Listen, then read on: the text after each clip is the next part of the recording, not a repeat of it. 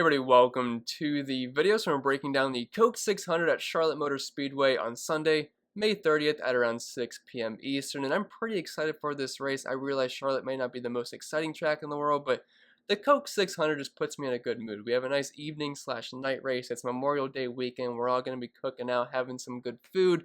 We got some patriotic schemes on the car, and it's just a good overall weekend. I'm looking forward to it.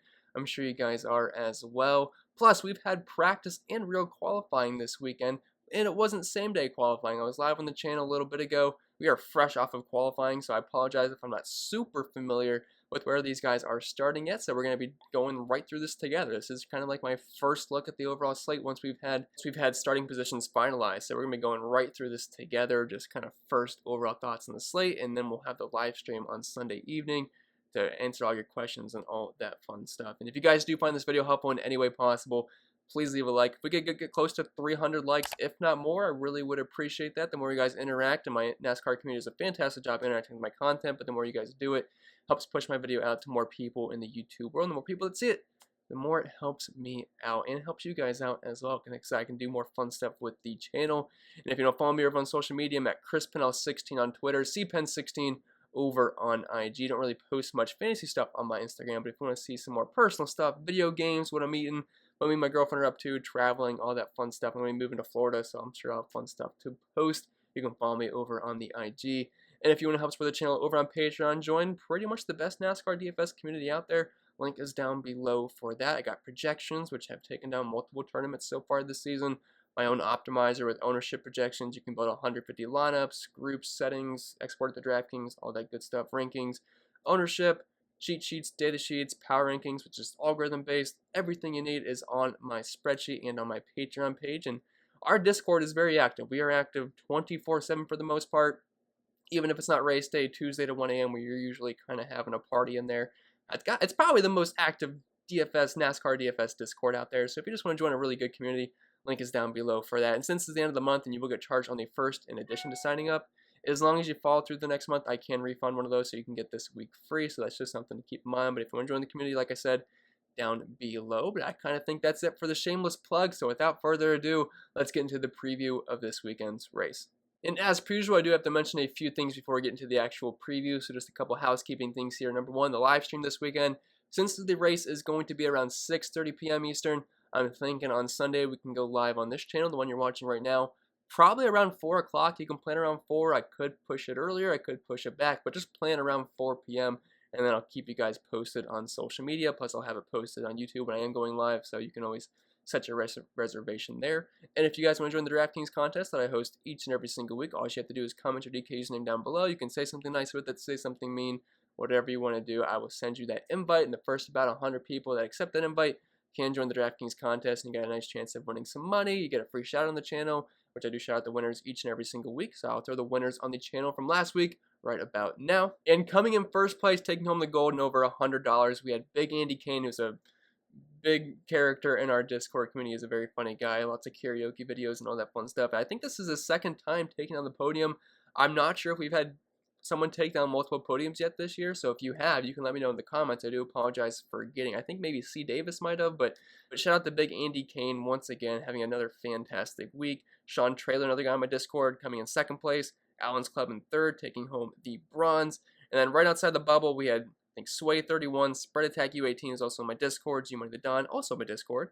7th place, Pugsley, 8th place, Black_G, 9th place, Reb69, and Steel 33, 42 in 10th. And I do want to stretch it to 11th this week just because my girlfriend did happen to get in 11th place. So a little bit of a shout out to you. I know it's not a full on shout out because you weren't in the top 10, but I did want to mention her name.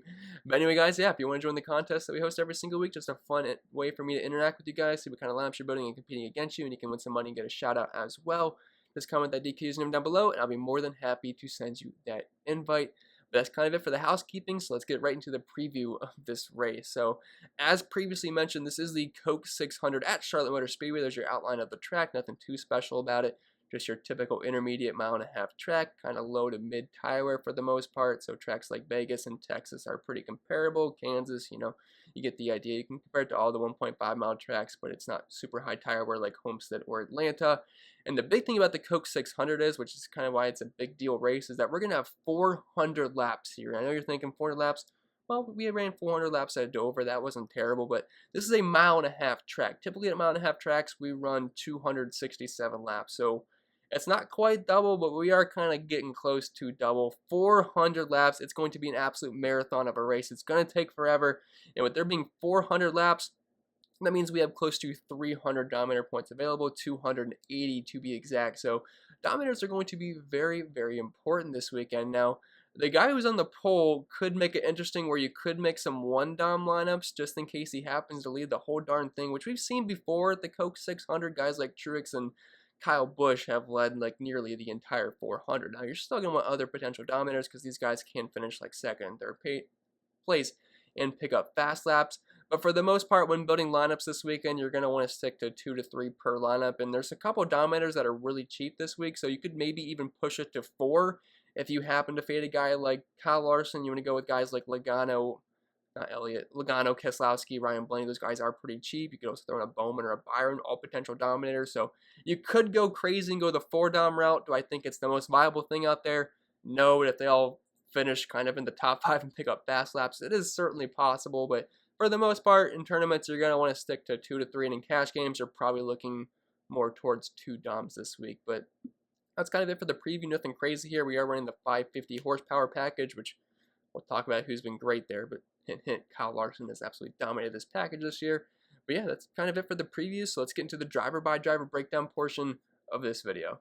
And as for my thoughts on the overall pricing this weekend, I think it's good. I think Kyle Larson could probably be a little bit more expensive, but I'm not going to complain, especially since he's on the pole now. DraftKings did not know that. But I think for the most part, it's pretty good. You have some cheap Dominators, which I feel like are a little bit too cheap, but it's kind of evening out some of the more expensive Dominators. I think DraftKings did a pretty good job this weekend, especially without knowing starting positions. And one thing to mention is that we have some practice data this week. I realized we had that last week, but it was kind of hard to put too much emphasis on practice data when we were at a road course. It was raining. They really couldn't put too many laps down. But at a track like Charlotte, we had some guys running close to 30-some laps. So we actually have some decent lap data to look at. So this is the first time in a long time we have had this on the screen. And if you guys haven't been here since before COVID started, like we always used to have practice data, but you're just a newcomer from COVID because it was the only sport on and you stuck with it. It's probably the first time we've had some decent practice data for you to look at on these screens. So that'll be something new that we can talk about this week, which I am pretty excited about because I do think it's going to be somewhat useful. Is it going to be the end-all, be-all? No, but it's definitely going to be some things we can talk about. Well, let's start up top in the 11K, I guess the 10K, 11K range here. We have Kyle Larson, $11,300. He is starting the pole, and I was talking about it in the live stream during qualifying.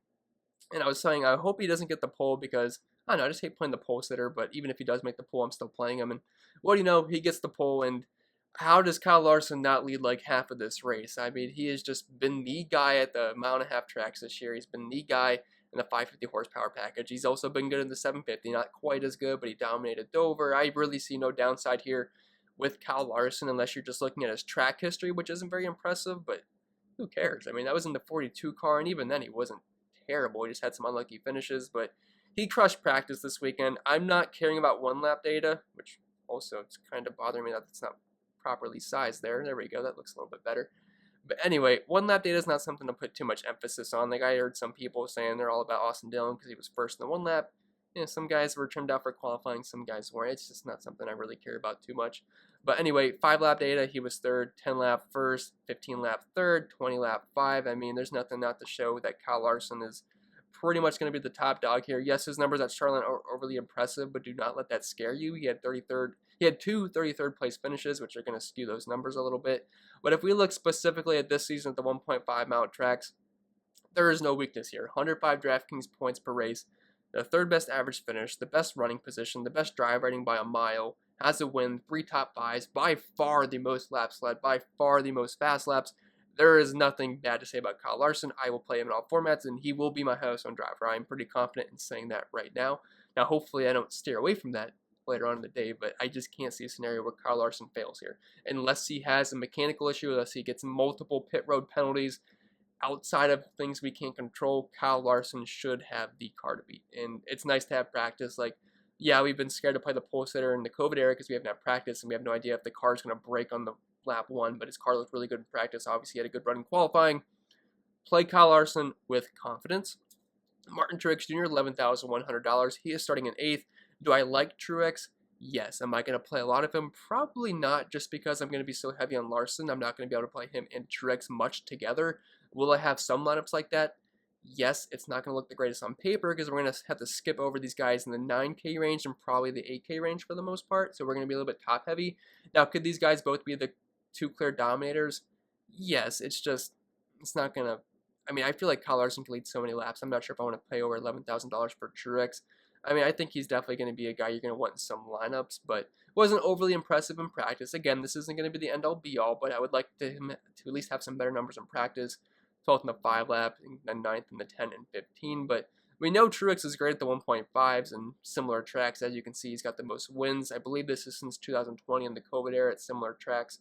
Or I'm sorry, I'm looking at the exact track statistics here. At Charlotte, he is very, very good. He's got the most DraftKings points per race, the best average finish, the best running position, the best drive rating, the most wins, tied for the most top 5s and the second most laps led and the most fast laps. I don't think anyone's debating that Martin Truex Jr. isn't good at Charlotte or anything. The guy's absolutely fantastic. He's won a Coke 600. He led nearly 400 laps of the 400 laps at a Coke 600 before. So there's nothing to really be too worried about with Truex. With the 1.5s this year, he's been solid but not great. Now, typically, the 1.5s are what Truex excels at. But recently, he's been fine at the 1.5s, but he's been really good at the short track specifically, especially that 750 horsepower package. So the price tag is kind of leaning me away from a lot of Truex. Obviously, I'm playing him, but I'm obviously not as confident in Truex as I am a guy like Kyle Larson. There's other guys I like a little bit more in this price range as well. Like Denny Hamlin's a little bit cheaper, and they've kind of had similar numbers at the 1.5s this year, and he's starting, quick math here, 6 spots further back. So I'd be more inclined to play Hamlin just because he's a little bit cheaper, but Truex is a fine play. It's just I don't like the price tag very much. Denny Hamlin, $10,800. He's starting 14th. I think he's a very similar play to Truex, so I guess I won't go too in-depth there. But in practice, kind of similar to Truex, where he didn't really knock your socks off. I think that's the thing, right? It's not blow your socks off. It's knock your socks off. I mean, 13th in the 10 lap, 7th in the 5 lap, 3rd in the 20 lap, which not a lot of people did 20 laps at all. I think it was just, Hamlin, Elliott, Busch, and Harvick. And it was nice that they ran that many laps in a row, but just kind of so in practice for the most part. Not terrible, not amazing either, but it's Denny Hamlin. Obviously, Denny Hamlin's going to be a factor. Now, his numbers at Charlotte, they're not quite as good as Truex, but, I mean, they're still solid. And if you're looking at his recent finishes at Charlotte, he did finish 2nd last year in the most recent race, 29th, 17th. Those are kind of skewing his numbers. And if you're looking at that 2020 race, I know that shows up as spring, but that was the Coke 600. Was it a ballast that fell off his car before the race started? Then I think he started like 6 or 7 laps down. So he never really got to recover. He still picked up fast laps in that race. But besides those 2 races, 3rd, 4th, and 5th. So Denny Hamlin should be a major factor here. His numbers at the 1.5s this year kind of similar to Truex, where they're pretty good. He hasn't absolutely crushed, but they're still pretty good. 2 top 5s out of 4. So I'm definitely going to have some Hamlin in my lineups. It's just I'm planning on being really heavy on Larson, so I'm not sure exactly how many Hamlin lineups I'll get to, but I would like to get him in a decent amount of lineups. Chase Elliott, $10,500. He is starting in 3rd. He won the most recent race at Charlotte, and to be honest, he probably could have won the Coke 600. You'd have to correct me if I'm wrong, but I'm pretty sure that was the race where he was leading. William Byron spun out with like several laps left, and then Chase Elliott pit, which was not the right idea. Then Brett Keselowski won. So Chase Elliott, someone to definitely be on your radars. I thought he was going to have the pole for a while. He held it till I think it was until Larson at the end, and Stenhouse came in P2. But yeah, I like Chase Elliott here, $10,500. He's definitely a tournament option compared to Larson, because Larson's going to be very chalky. I think Hamlin and Truex might have more ownership. So if you're looking for a pure tournament option, I like that pivot from Larson to Chase Elliott, because you're going to get much lower ownership, and he's very good at Charlotte. 4 top 5s the past 6 races here. Looking at his exact finishes, 1st, 2nd, 4th, 11th, and 2nd, and then he finished 38th in 2017 when obviously he had an issue. So outside of that, I mean, the guy's been absolutely amazing at Charlotte. So far this season at the 1.5s, he hasn't had the greatest of runs. A little bit unlucky here with an average finish close to 20th place. Only 1 top 5 and only 1 top 10. But that's going to change soon. And, Chase Elliott, $10,500. I think he's a fine price play because that's not that expensive for him. And he certainly has some upside here at Charlotte. And he's definitely, because I don't think Stenhouse is going to lead laps, obviously. So I think the early lap leaders are either going to be Kyle Larson or Chase Elliott here. Obviously, a guy like William Byron's going to be in play as well. But I'd say the most likely candidates are Larson or Elliott. Then Kyle Busch, $10,200. He's got to be one of my favorite plays, if not one of the favorite plays for the entire field or the entire community. Favorite play as well, because we have practice back, and as soon as we said that practice was going to be back, we are going to be in on Kyle Busch. And we got practice, and the guy was pretty darn good in practice as well. And I forgot to mention what Elliott's numbers were, but they were pretty darn good. He was 4th in the 20 laps, 6th in the 15, 7th in the 10, and 9th in the 5. But Kyle Busch was very good, where he was 1st in the 25 lap, 1st in the 20, 2nd in the 15, 6th in the 10, and 8th in the 5. So he's not really showing much weakness this weekend. Plus, Charlotte is a very good track for Kyle Busch, averaging the most, not the most DraftKings points per race, but the most laps led per race, and the second most fast laps, and the second most DraftKings points per race. What they win, a Coke 600 win, and 4 top 5s. And I'll pause for a second, but guess who has the best average finish at 1.5 mile tracks this year? It's not Kyle Larson. It's Kyle Busch. I mean, kind of hard to believe because of what he did last year, but Kyle Busch seems to be back for the most part. He's got the best average finish of 4.8 to 1.5s this year, the third most DraftKings points per race, only behind William Byron and Kyle Larson. And he's overall been really good. He's got a win, 3 top 5s and 4 top 10s. Really hasn't been much of a lap leader whatsoever, but I'm liking Kyle Busch a lot. I think that price point's fine. He's starting in 20th place, and I'd be very surprised if he's not a top 5 guy, and he could be a potential lap leader as well. So I'm all about Kyle Busch here. If you want to make your 2 dominators in cash games this week, Kyle Larson and Kyle Busch, I have no issue with that whatsoever. It's not that hard to build a lineup with them together. I tried doing that before I made this video, and I didn't have much struggles doing so. So I'm a big fan of Kyle Busch here. We got practice back, and I think it's time to hop on board. Then Kevin Harvick, $10,500. I'm going to have a hard time probably playing Kevin Harvick just because they have no speed this year. I mean, they're getting decent finishes. Like at the 1.5s this year, it's not been bad for Kevin Harvick. He's got 2 top 5 finishes and 3 top 10s, but as you can see, big red 0 here. 0 lap slide, a couple of fast laps here and there, but I really can't see Kevin Harvick getting up front and dominating. Can he have a solid race?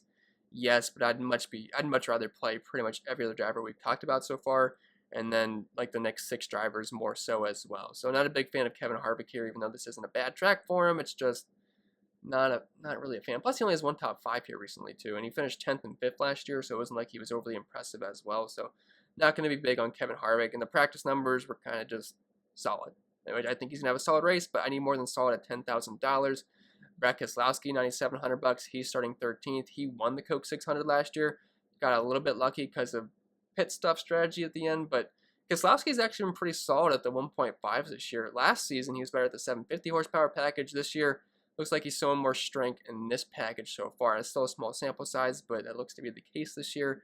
No wins, but 2 top 5s, about nearly 40 laps left per race, and over 20 fast laps. So Keselowski's a fine tournament play, $9,700. Don't think the price point's terrible. I actually think it's very fair. And that's what I was talking about, where you can easily make a 4-dom lineup. Like you could throw Logano 88, Blaney 9,000, then take your pick between Bowman and Byron, then you could put in Keselowski. So not the hardest thing to do this week. Now you're going to obviously have to play some cheap plays if you happen to go that route, but it is certainly an option. And then Alex Bowman, $9,400. He's starting in 7th. He did not have good luck last year at Charlotte. He finished 19th and 31st, but that's not to say he wasn't running well. He's one of those guys that last year he ran very well, but he got bad finishes. Like an average finish of 16.8 here compared to his average running position inside the top 10, which is actually, I believe, the 3rd best, only behind Kurt Busch and Martin Truex. So the guy runs typically very well at Charlotte, just gets a little bit unlucky. So I'm willing to look past those bad finishes, and Alex Bowman should definitely be a solid play here. Now, a tournament play because he's $9,400 and he's starting 7th, but a solid play nonetheless. And I don't think he's going to get out front, dominate, and win a race, but he's shown the upside of that this year. And we know the Hendrick cars are going to bring speed. They do that each and every single week, and I could definitely get behind some Bowman. Looking at his practice numbers, he didn't really run too many laps. 9th in the 1 lap, which doesn't really mean too much to me whatsoever. 23rd in the 5 lap, I don't like that, but didn't really get anything outside of that. But you know, I think Alex Bowman should be able to bring a fast car, which he does every single week, so I think he's fine in tournaments. I'll have a little bit of exposure there. William Byron, $9,200. He's starting 4th. He was super fast in practice. I can see people playing him just because of that, and I understand that. 6th in the 5 lap, 2nd in the 10, and 1st in the 15. That's faster than guys like Kyle Busch and Kyle Larson. Now, is that going to translate in the race? It might. I mean, we've seen William Byron really good so far this season. Last year, Charlotte really wasn't great for him, 12th and 20th, but he is definitely taking a step forward this year. He's got a win. He won at Homestead, 1 top 5, but 4 top 10s, average finish of 6.5, 6.9 running position. This is in the 1.5s this year. I mean, the guy's been solid. It's just starting 4th. He's going to have to get around guys like Elliott and Larson soon, early on, which are his teammates, and if Byron's fast, I'd have to assume those guys are going to be fast. So I feel like he can be a top 5 guy all day long. He's going to have to pick up some fast laps, but he is definitely a tournament-only play for me just because of where he's starting. If he was starting a little bit further back, I'd be much more inclined to play some Byron, but from where he's starting, it makes him tournament-only, but definitely someone you're not going to want to full fade because he's shown top 10 upside each and every single race so far this season. Ryan Blaney, $9,000. He is starting 12th. He just seems to be way too cheap this week. I know he didn't really do anything in practice for us, which is kind of unfortunate, but he killed Charlotte last year. He was really cheap last year in both races. I think he was $7,900 and $8,100. And which, if he was that now, I mean, that would just be absolutely insane. But still, $9,000 is really cheap. He's starting 12th. We know he's got top 5 upside. He's won a 1.5 mile track this year at Atlanta, where Kyle Larson led it felt like 300 laps, and Blaney led the last few. But he finished 3rd in both Charlotte races last year. We know he's really good at the low tire wear 1.5 mile tracks. And looking at his numbers this season at them, he's got 2 top 5s, a win. Hasn't really been a lap leader, but he's gotten a decent chunk of fast laps and a good running position. So Ryan Blaney starting 12th, definitely a guy who will be on my radar, which is no surprise to anybody. Dropping down to the 8K range, we have Joey Logano starting 16th, and this has to be the lowest price point I've seen on Logano, maybe besides the Bristol Dirt Race that I've seen in a long time. I mean, Charlotte maybe isn't the greatest track in the world for Joey Logano, but I don't understand why he's this cheap. I mean, 6th place, 2nd place finishes, 13th, and then 22nd, 26th, 21st, but you're really going to put too much into that? But the one thing I will put a lot into is that he's not been good in this aero package so far this season. Like, his running position is 13.7, average finish of 16.5, only averaging 24.5 DraftKings points per race. Doesn't even have a top 5 and only 1 top 10 with a couple of laps led here and there. So yeah, that's not promising for Logano, but we know those numbers aren't going to keep up all season long. And this price tag, starting 16, something I'm going to look to take advantage of a little bit. So I will certainly be playing some Logano. It's really hard to pass up a guy with his kind of upside below $9,000. This is kind of a bit silly to me. He's usually, honestly, he should probably be around that Harvick Keselowski range. This is just way too cheap in my opinion. Christopher Bell, $8,600. He's starting 17th. He's going to be a solid play. I mean, I know what week was that? I think it was Dover where he just turned into absolute trash for no reason. Like, it made no sense at all. He just fell back. He went a couple laps down, and it was just it for the day for Christopher Bell. But in the 20 car, we got to have some upside here. If we're looking at how Eric Jones did in the 20 car here, I believe he is, where is Eric Jones? Yeah, $7,200. His numbers at Charlotte were overly impressive. 4 top 20s, 2 top 15s, and 1 top 10. But Christopher Bell's got top 10 upside pretty much every single where we go, and every single place we go, I should say. And looking at his numbers this season at 1.5s, he has a top 10, 2 top 20s. It's not overly impressive, running position inside the top 15, but I'd be willing to play some Christopher Bell. Now, would I obviously much rather play Logano because it's Logano for $200 more?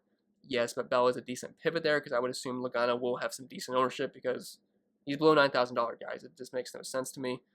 And then going down to Kurt Busch, $8,400. He's starting 11th. Kurt Busch is kind of a boring play most weeks, but he's very, very solid. Like, the guy's a top 10 machine, and at Charlotte, he finished 5th and 7th last year. He has 4 top 10s here, running position inside the top 10, which I believe is second best, only behind Martin Truex Jr. I know this season Kurt Busch really hasn't had the greatest year so far. At the 1.5s, like, finish-wise, he's getting a little bit unlucky. Average finish of 20.3, running position around 15th, decent driver rating, 1 top 10, 2 top 15s. I mean, he should be a solid play. I'm not expecting fireworks from Kurt Busch. Starting 11th place, that puts him in the tournament-only category, but I will be playing some Kurt Busch just because it's Kurt Busch. Like, the guy is usually a solid top 10 guy. Hasn't really been the case much this year, but we know he's got the upside for it, and he's due for some good luck for sure. Tyler Reddick, $8,200. He's starting 15th. I think just because of practice, he's someone you're going to have to take into consideration because he was kind of an all-star in practice. 5th in the 5 lap, 3rd in the 10 lap, and 4th in the 15 lap. And I realize those aren't like 1st or 2nd place, but for a guy like Tyler Reddick at $8,200, that's pretty good. I know he's a little bit pricey, but starting 15th, I think he's a pretty strong tournament play here as long as he can bring that speed. And last year at Charlotte, he actually picked up a decent finish here, finishing in 14th and 8th place, which if he gets an 8th place, I'll take that all day. 14th wouldn't be good enough where he's starting in 15th, but another year of experience. I think Tyler Reddick can make some noise here. Could be a sneaky top 10 guy. And so far this season, he does have a top 5 finish and 2 top 10s. So I could get behind a little bit of Tyler Reddick here. Not a ton, but I do think he's viable in tournaments. Cole Custer, $8,000. He did finish in 12th place here and 18th last year, but it's been really hard to trust these Stewart-Haas racing cars this season. And the guy's been abysmal with the 1.5 this year. Drive rating of 59.3, average finish of 22.5, only 1 top 20 finish. I realize the place differential looks good starting in 23rd, but he will be a pivot only away from Eric Almirola, who's been worse than Cole Custer this year. Now he's been getting a little bit more unlucky with the wrecks and stuff, but if you're playing Cole Custer, it's just a pivot off of that Aric Almirola ownership, which should be pretty chalky once again. So getting into that, Aric Almirola, $7,900. We are looking to get burned by him once again. If you don't want to go this route, I totally understand it because he's been killing us all season long. He's been starting in the back all year long. He's been cheap, and he just keeps screwing us. I mean, the guy gets wrecked or something bad happens to him. It's just every single week. You look up on your TV and the guy's in a ball of flames. I don't know what it is. He just keeps getting unlucky.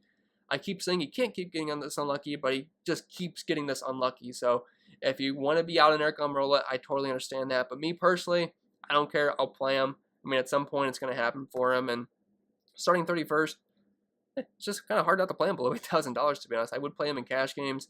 Last season here wasn't great. Finished 15th and 20th, but starting 31st, that's not the worst thing in the world so far this season. I think you guys get the idea. 3 DraftKings points per race, average finish of around 30th. It's pretty poor here for Aric Almirola, but the starting position makes him viable, and you can play him in cash games, as awful as that sounds. It's just the place differential upside is there. Austin Dillon, $7,700. He's starting in 6th. Was pretty good in practice in the 15 lap where he was 5th, 10 lap he was 12th, and then 5 lap he was 4th, and obviously he had that really good 1 lap run where he's kind of going for a mock qualifying run. But Austin Dillon at 1.5 is always in play for me. He's also a Coke 600 winner beforehand when I believe it was Kyle Busch ran out of gas, turned into a fuel mileage race, and then Austin Dillon was just in the right place at the right time, picked up the win there. He's running well, obviously. Anytime we're at a 1.5, Dillon is in play for me. Looking at the track type for him, the past 22 races at similar tracks, he's got 16 top 15s, 8 top 10s, and 3 top 5s with a win. So, yeah, I could get behind a little bit of Austin Dillon here. Starting 6, he's a very, very risky play, and there's going to be a lot of ownership on Aric Almirola, and also probably MDB, and then decent amount in Cole Custer. So if you're looking for a really low owned play here, Austin Dillon, I think, has a little bit of upside there. It's very risky, but if he can hang within the top 8, I don't think it's a terrible play as long as he can pick up some fast laps. MDB, $7,500. He's starting 22nd. Kind of a waste of time to look at his Charlotte numbers because most of these numbers are coming in terrible equipment, but last season it was kind of like a 15th place car for the most part. And if we're looking at his numbers at 1.5s this year, has a top 5, 2 top 15s, average rank position of 13th, average finish inside the top 15. I think MDB starting 22nd is a very viable play. You could probably play him in cash games, more of a fringe cash play, more probably like a last piece fit kind of guy, but you can definitely play him in tournaments. Ricky Stenhouse Jr., $7,400. It sucks because he's good at Charlotte. Like, the guy's got 2 top 5s, 3 top 10s, and 5 top 15s, but I just can't play Stenhouse. Like, he's starting 2nd. I would like to play Stenhouse, but I just can't do it. So I guess I'll just leave it at that. Erik Jones, $7,200. He is starting 19th. I think people might get a little bit enamored by how well he ran in that 1 lap for a while, because if you were watching practice, he was either 1st or 2nd for a long time, then he kind of got passed up a little bit. Then he finished 30th in the 5 lap, so I'm not super excited about Erik Jones here. I mean, since he's in the 43 car, if he was in the 20 car, sure, but now in the 43 car, he also wasn't ever that great at Charlotte anyway. I'm going to have a hard time playing him. Yes, he does have a top 10 finish. I'm pretty sure that was at Vegas, which is a pretty similar track to Charlotte. It's just, so far this season, rank position close to 25th, average finish inside the top 20. I think there's better plays than Erik Jones. Bubba Wallace is kind of the same play as Erik Jones to me, like very similar numbers. Probably not going to be too heavy on both. I don't really want to talk about either, to be honest. I'm trying to make this video a little bit quicker because I realize it's coming out later than usual because of the schedule this weekend. So not really interested in either. Like, I may have a couple here and there, but Wallace sucked in practice as well. Ross Chastain, $6,900. He's starting 10th. Purely a tournament pivot off of Buescher, who should be one of the more higher-owned drivers in the entire slate. Chastain has been solid this season. Looking at his numbers at 1.5s, he's got 2 top 15s and 3 top 20s. The problem is he's usually like a top 15 guy, not a top 10 guy. $6,900 starting in 10th. He's going to lose some spots more than likely. Chris Buescher, $6,700. He's starting 27th. He's got to be one of my favorite plays in the entire slate, kind of like a lock in cash games, because at the 1.5s this year, Buescher's been really good. Average finish of 12th place, running position at 13.7, really good driver rating. This is the best driver rating we've talked about since Austin Dillon, and even if you want to take away Austin Dillon, best driver rating we've talked about since Ryan Blaney. So I really like Chris Buescher here. I think it was Homestead where he got up front and led some laps, if I remember correctly. I think that's what it was. Yeah, Homestead. That's where the 17.5 lap slide comes from, because then it's going to divide it by 4 from the other 1.5s we had this year. But Buescher's been very rock solid, $6,700, one of my more favorite plays on the entire slate. Suarez 6,500 bucks, kind of the same play as Chastain, to be honest, where you really can't play him because they're starting so far up. Like, you can play him in a couple lineups, hope they kind of hold strong, and Suarez was 7th in the 5 lap and 5th in the 10 lap, which is pretty good. So maybe Suarez can kind of hang, but I don't have the greatest opinions of Suarez this week just because of where he's starting. Ryan Newman, 6,400 bucks, starting 25th. He's kind of like vanilla ice cream, where he's usually going to finish around 15th to 20th place, which is fine by me, starting 25th in that price point. I think you can definitely play some Ryan Newman. And so far this year, 1 top 10, 2 top 15s, 4 top 20s, average finish of 13.5 with the running position around 18th place, starting at 25th place, 6,400 bucks. I like Ryan Newman a lot. Imagine he's going to be pretty popular down low this weekend. Chase Briscoe, the price is nice, 6,200 bucks. He's starting 21st. His numbers at these tracks this year, he's got 2 top 20s out of 4 chances. Average finish is better than the average running position. Maybe you can play some Chase Briscoe lineups just because of the price tag. I could see that working. Plus, he did well last week, so I could see people playing him just because of the ones that are looking at the game log. So Chase Briscoe is just a fine cheap play. It's pretty much as far as it goes. Like, he's just a fine price play for the most part. Ryan Preece, $6,000. He's starting in 28th. He's probably been pretty popular once again. I just feel like he's been popular for a long time because he keeps starting in the back, and he's been okay this year. He's fairly priced, so I like Ryan Preece as just a cheap price play for the most part, with some place differential upside. Michael McDowell, kind of in the same exact boat as Ryan Preece. He finished 18th and 25th here last year. Looking at his numbers this season, McDowell's not been bad at all. I mean, 4 top 20 finishes, so 4 out of 4 chances.